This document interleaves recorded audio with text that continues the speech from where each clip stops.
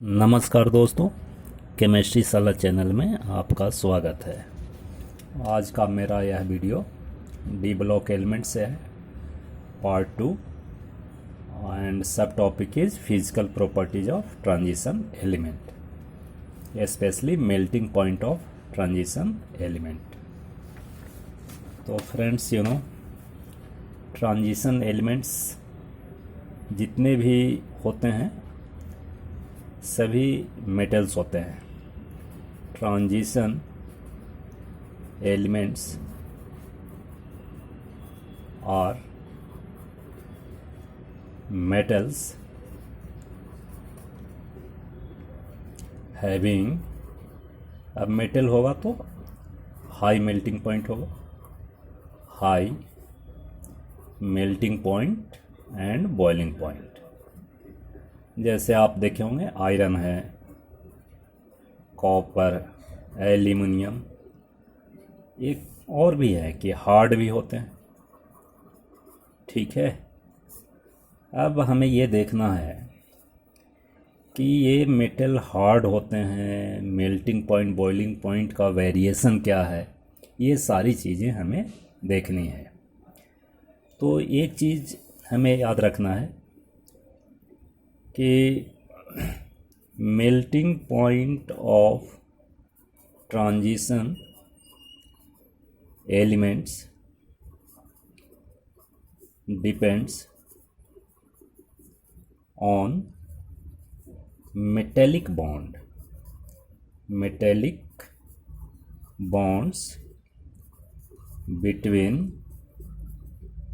atoms, right. यानी atoms के बीच metallic bond का कितना स्ट्रेंथ है उस पर डिपेंड करता है। ठीक है, एंड मेटेलिक बॉन्ड किस पे डिपेंड करेगा? सबसे पहले तो ये समझिए कि metallic bond between atoms are form by dd overlapping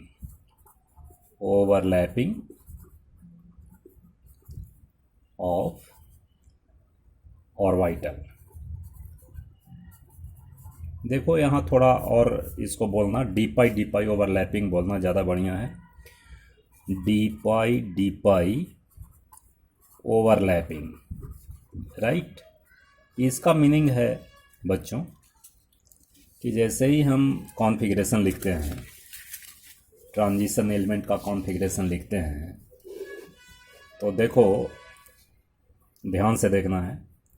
जैसे हम स्कैंडियम लिखते हैं तो scandium 21 and this is 3d1 4s2।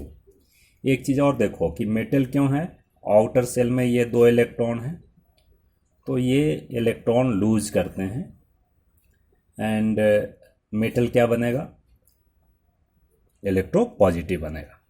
ठीक है, तो हमें यहाँ देखना है कि 3d1 4s2 है। अब डी सब सेल में कितने इलेक्ट्रॉन हैं? डी सब सेल में देखो 1 2 3 4 5 1 इलेक्ट्रॉन है।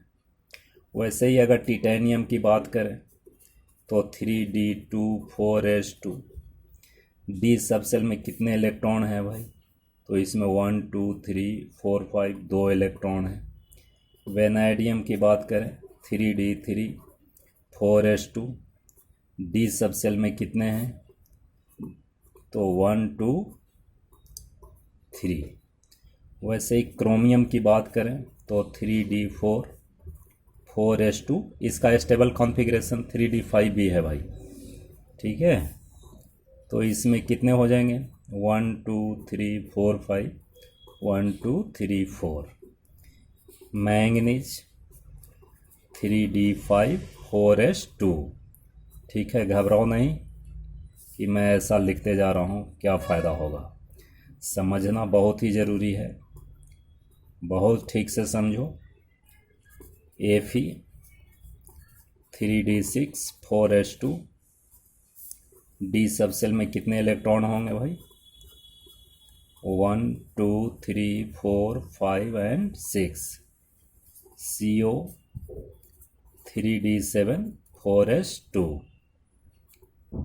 इसमें 2 3 4 5 1 2 3 4 5 6 7 nickel, this is 3D10 4S2। And D सब सेल में कितने हैं 1 2 3 4 5 2 3 4 5 6 7 एंड 8, यहाँ 8 लिखना है, ठीक है। CU 3D10 4S1, डी में कितने हैं भाई 1 2 3 4 5 6 7 8 9। अभी चलो 9 लिखते हैं, वो भी एक कॉन्फ़िगरेशन है, stable configuration. And zinc 3D10 4S2। तो जिंक में कितने हैं जी, ऑल डी सब सेल आर फुलफिल्ड, राइट। इतनी बात समझते हो, ऐसा ही होगा ना। अब देखिए, अब जब मेटेलिक बॉन्ड बनता है तो मेटेलिक बॉन्ड एटम एटम के बीच कैसे बनेगा। मान लो टिटेनियम का एक और एटम होगा, टिटेनियम का एक दूसरा एटम होगा, उसमें भी क्या होएगा भाई, उसमें भी डी सब सेल में 2 इलेक्ट्रॉन क्या होंगे, अनपेयर्ड होंगे। And there is overlapping of these 2 electrons, so there is metallic bond form in between titanium and titanium atom with the help of 2 unpaired electron। अब ऐसे ही सोचो, वेनेडियम में 3 अनपेयर्ड हैं, तो 3 अनपेयर्ड के साथ ओवरलैपिंग होगा, तो ये जो मेटेलिक बॉन्ड होगा थोड़ा स्ट्रांग हो जाएगा। क्रोमियम में और स्ट्रांग होगा, मैग्नीज में स्ट्रांग होना चाहिए स्ट्रांग में भी। अब मे भी लिख रहे हैं, इसका मतलब कोई बात है, मे भी होना चाहिए। इसमें देखो अनपेयर्ड इलेक्ट्रॉन अब घटना शुरू हो गए, फिर भी स्ट्रांग होगा because it has 4 unpaired electron. तो यहाँ भी स्ट्रांग होगा, स्ट्रांग मेटेलिक बॉन्ड। यहाँ फिर क्या है, 3 अनपेयर्ड इलेक्ट्रॉन है, तो थोड़ा सा स्ट्रांगनेस घटना शुरू होगा। That means you can say कि मेटेलिक बॉन्ड का स्ट्रेंथ और एक्सटेंट ऑफ मेटेलिक बॉन्ड्स और strength of metallic bond depends on number of unpaired electron in D सब सेल। ठीक है दोस्तों, डी सब सेल में जितना अनपेयर्ड इलेक्ट्रॉन होगा उतना ही स्ट्रॉन्ग मेटेलिक बॉन्ड होगा, और जितना स्ट्रॉन्ग मेटेलिक बॉन्ड होगा मेल्टिंग पॉइंट, बॉइलिंग पॉइंट उतना ही ज़्यादा होगा। If metallic bond is strong then MP melting point is more. ठीक है, अब इस हिसाब से देखो तो क्या होना चाहिए।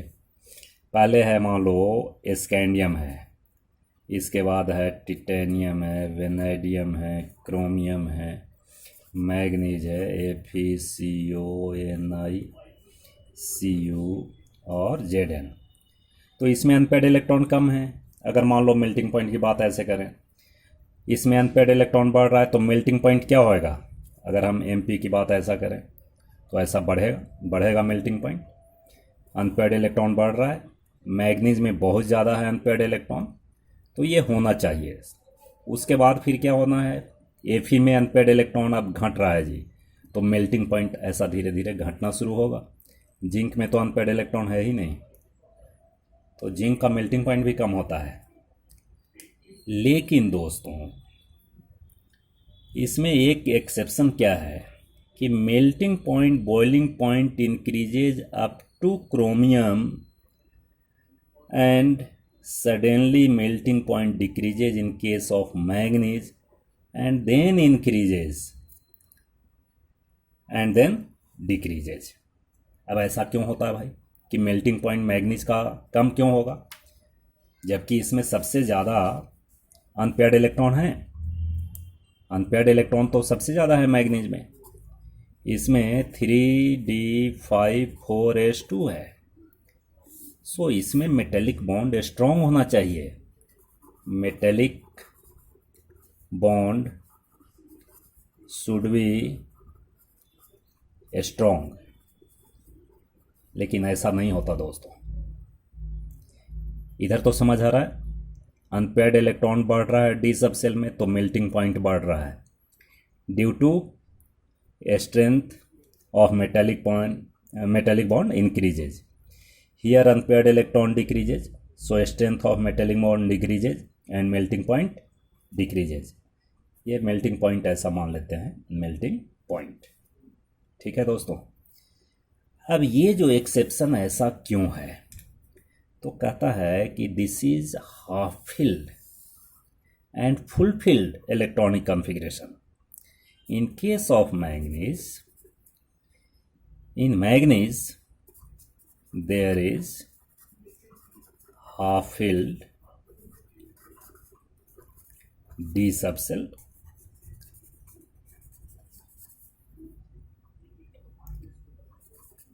it has more affinity towards nucleus as half-filled configuration is more stable. ठीक है, तो इसका एफिनिटी क्या होएगा, न्यूक्लियस से ज़्यादा होगा। अगर एफिनिटी ज़्यादा होएगा, अट्रैक्शन ज़्यादा होएगा, affinity means attraction, so less participation in forming metallic bond, hence its melting point decreases, right. तो ये क्वेश्चन हमेशा आया करता है। अगर देखो, अगर मान लो कि हमें ग्राफ खींचना है, तो अगर ग्राफ खींचोगे, टेक्स्ट बुक में भी दिया हुआ है, ईयर एटॉमिक नंबर और इधर मेल्टिंग पॉइंट, तो देखो ग्राफ ऐसा ही आता है कि शुरू में ऐसा इंक्रीज होगा जी, बीच में थोड़ा डिक्रीज होगा, then increases and then decreases. First के लिए ऐसा है, सेकंड के लिए भी ऐसा ही आएगा, सेकंड के लिए भी कुछ ऐसा ही है, आप देख लीजिएगा, सेकंड का भी ऐसा आएगा, थर्ड का भी ऐसा ही कुछ ऐसा आता है, राइट। सो रीजन हमारा यही है कि melting point depends on metallic bond and strength of metallic bond depends on the magnitude of metallic bond, that means d pi overlapping जितना ज़्यादा होगा उतना ही ज़्यादा स्ट्रॉन्ग होगा, and d pi overlapping depends on number of unpaired electron. So you can explain the melting point as well as boiling point of transition element, right friends. तो हम समझते हैं ये बात समझ आ गई होगी, और थोड़ा बुक भी पढ़िए, सारी बात समझ आ जाएगी। ठीक है दोस्तों, अगर पसंद आए तो सब्सक्राइब कीजिए, लाइक कीजिए, शेयर कीजिए, बेल आइकन को दबाइए। बहुत बहुत धन्यवाद।